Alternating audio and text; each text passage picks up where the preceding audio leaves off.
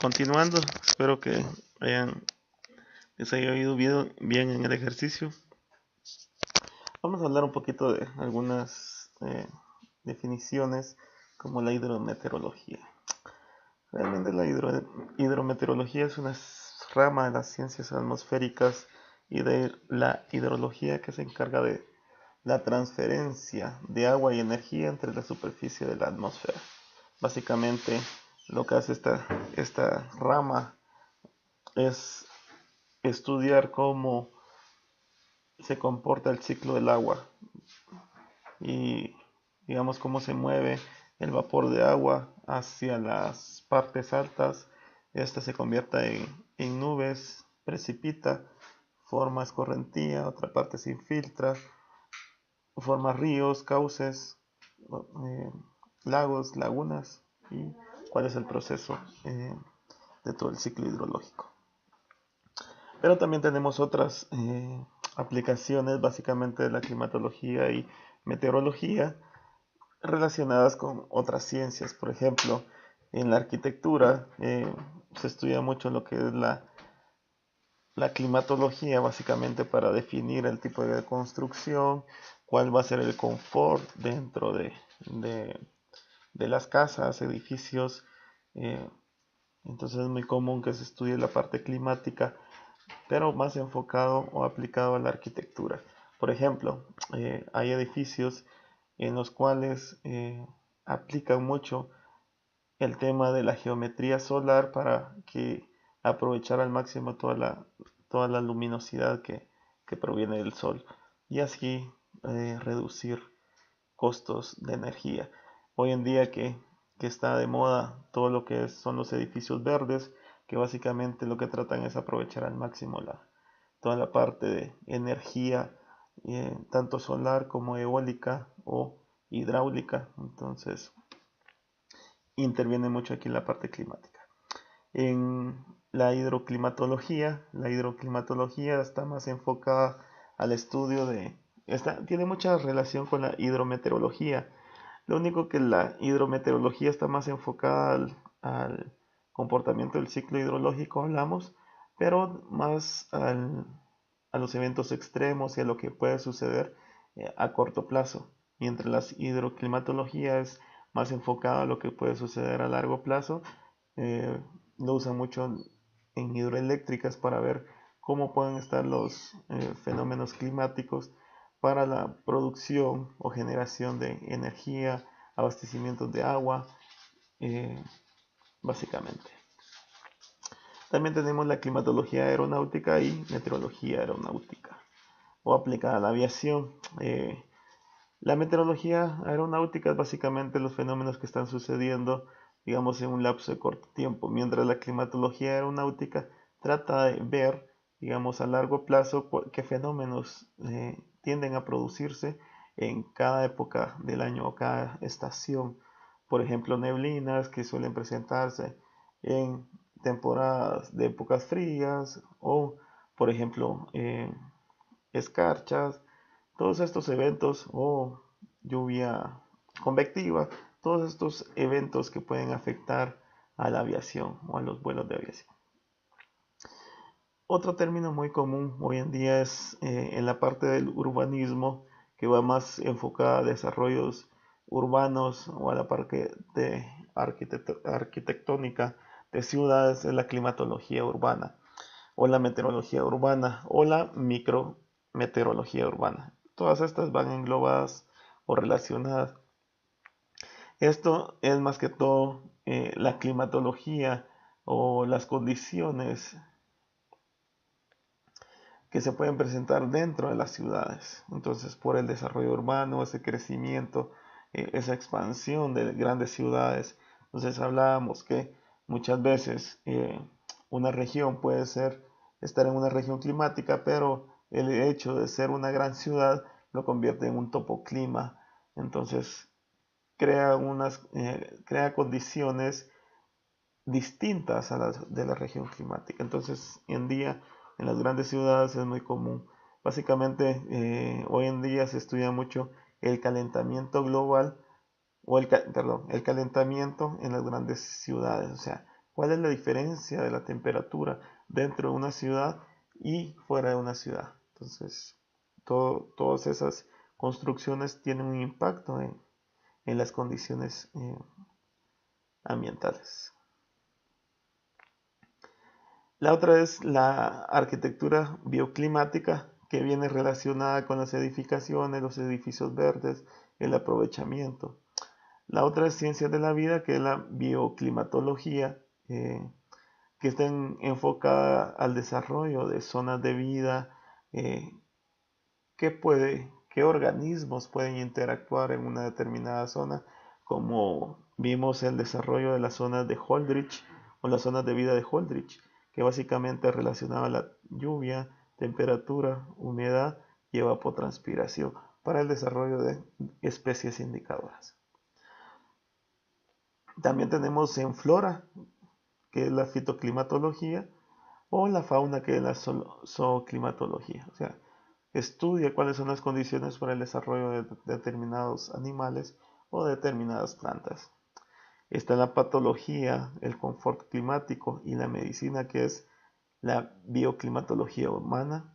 Entonces, muchas veces hay personas que tienen ciertas enfermedades que se las producen al estar entre en algunas zonas climáticas. Entonces los doctores les recomiendan irse a la costa o irse a vivir a otro lugar para poder solucionar ese problema. Entonces, también en la parte de medicina interactúa la parte climática y meteorológica, digamos, para la salud del ser humano. En el turismo también es muy común la parte de clima y meteorología, básicamente para al momento de hacer exploraciones. Si no, tenemos el ejemplo de lo que sucedió ahorita en enero con los montañistas del volcán de fuego de Acatenango, que básicamente por no estar preparados, no conocer, digamos, sobre las condiciones meteorológicas que se estaban presentando, tal vez no conocer, sino no interpretar, digamos, toda la información meteorológica que estaba en los medios de comunicación, se expusieron, digamos, hacia esas inclemencias del tiempo, y lo cual hoy en día también en la parte del turismo es muy importante. En las ciencias del mar, navegación y pesca es muy importante, digamos, al momento de salir a navegar o a pescar, que no vaya a ser capturado por alguna tormenta que pueda hundir la embarcación. Y la otra parte, digamos, que tiene mucho impacto es la agricultura. Entonces ahí se manejan varios temas como la agroclimatología, meteorología agrícola, agrometeorología. Todos estos están ligados. Y básicamente lo que hacen estas aplicaciones es ver cuáles son las condiciones, digamos, o cuáles pueden ser los impactos en la agricultura. Por ejemplo, eh, el desarrollo de un fenómeno del niño me puede traer un déficit hídrico y esto como consecuencia un estrés en las plantas. Entonces yo necesito aplicar riego en determinadas fechas para evitar eso. O, por ejemplo, en la parte del café, el exceso de un estrés, un periodo seco, seguido de un excedente de humedad, me favorece el desarrollo de determinados hongos como la roya, y esto tiene un impacto en la producción. Entonces, todos ese tipo de factores muchas veces es importante conocerlos para poder evitar pérdidas, tanto en la producción como vidas humanas, etc. Bueno, acá tenemos nuestra red de estaciones convencionales y sus variables. Esto es un tanto viejito. Y acá tenemos cada estación con las variables que mide. En cuanto a temperaturas, tenemos la media, máxima, mínima y las extremas. Humedad relativa, la máxima, media, mínima. Algunas que tienen pluviómetro, otros que tienen pluviógrafo, o las que tienen ambas, la que es fenómenos, etc. Entonces, la red de estaciones es muy importante porque esta nos sirve para monitorear. Y no solo la red de estaciones meteorológicas o climáticas, sino también las redes de estaciones hidrometeorológicas, que tienen relación, dado que eh, el exceso de precipitación me puede generar crecidas y a consecuencia de eso me puede causar daños en la infraestructura o impactos en comunidades. Entonces es fundamental poder, para la planificación y ejecución de proyectos, es importante la instalación y operación de estaciones agrometeorológicas o climáticas o meteorológicas, etcétera. Entonces, básicamente, las estaciones o las redes de estaciones tienen tres funciones. Eh, Uno depende de la localización de la estación, la otra es el mantenimiento del equipo y la calidad de los datos. Entonces, la funcionabilidad de la estación o de la red va a depender de esos factores: localización, mantenimiento y calidad de datos. Para poder eh, establecer una estación, debemos de considerar ciertos aspectos. Primero, que sean terrenos planos, eh, que estén, bueno, aquí esta es una agrometeorológica, que estén dentro de áreas de cultivos, lejos de caminos, al aire libre. A nivel del suelo, el observador debe vivir cerca. Esto es muy importante para poder mantener en el resguardo la estación, porque muchas veces las estaciones son vandalizadas o destruidas por personas que no tienen oficio. Y esto realmente es un impacto porque una estación es muy cara. Por ejemplo, hay estaciones que cuestan hasta 400,000 quetzales y otras estaciones que pues, cuestan un poquito menos, pero realmente es, es muy duro cuando son vandalizadas las estaciones. La otra ventaja es, por ejemplo, que los sitios deben de ser grandes o de 10 por 10 o 50 por 50 metros y deben de estar cercadas. Básicamente aquí tenemos una estación meteorológica. Realmente esta estación no es tan bonita como la que ustedes tienen ahí a su cuidado o a su cargo, pero aquí podemos identificar algunos elementos, como por ejemplo tenemos el pluviómetro, tenemos los abrigos a distintas alturas y dentro de él vamos a encontrar los termómetros, tanque vaporímetro, nuestro heliógrafo, básicamente. Entonces, según la OMM, las estaciones se pueden clasificar según la finalidad, según el tipo de información que suministran y el lugar de la observación. Entonces, según la finalidad, se dividen en sinópticas, climatológicas, agrometeorológicas, especiales, aeronáuticas o satelitales. Según el tipo de información que suministra, pueden ser principales, ordinarias, auxiliares, transitorias u operacionales. Y según el lugar de observación pueden ser terrestres, aéreas o marítimas. Las estaciones de tipo, según su finalidad, pueden ser sinópticas. Estas generalmente se utilizan para el pronóstico del tiempo. Las estaciones climatológicas generalmente usan sus datos, realizan homogeneidad de los datos y duración para poder explicar el clima de una región y poder hacer un análisis de la variabilidad climática o el comportamiento de las variables a largo plazo. Las agrometeorológicas proporcionan información tanto de datos meteorológicos como de datos fenológicos y agronómicos y tratan de relacionar el clima con la producción agrícola o con las enfermedades y plagas. Básicamente están destinadas para la producción. Se usan mucho en el sector cañero, cafetalero y el sector bananero. Entonces básicamente esas son las tres actividades agrícolas donde tiene el mayor impacto este tipo de estación.